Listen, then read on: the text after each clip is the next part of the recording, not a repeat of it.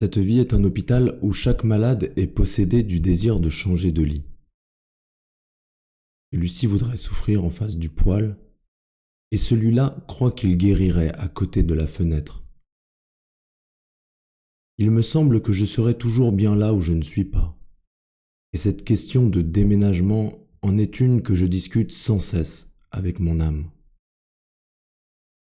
Dis-moi, mon âme, pauvre âme refroidie, que penserais-tu d'habiter Lisbonne?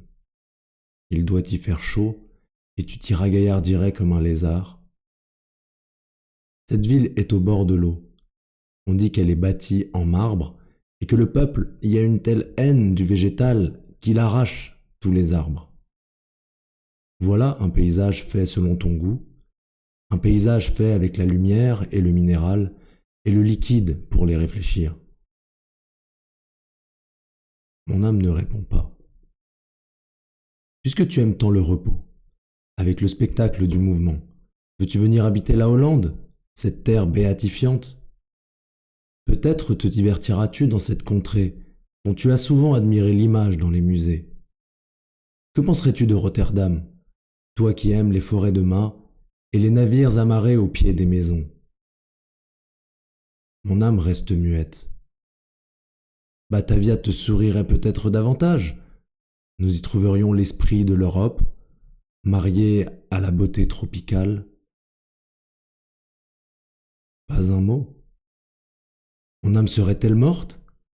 En es-tu donc venu à ce point d'engourdissement que tu ne te plaises que dans ton mal? S'il en est ainsi, fuyons vers les pays qui sont les analogies de la mort. Je tiens notre affaire, pauvre âme. Nous ferons nos mâles pour Bornéo.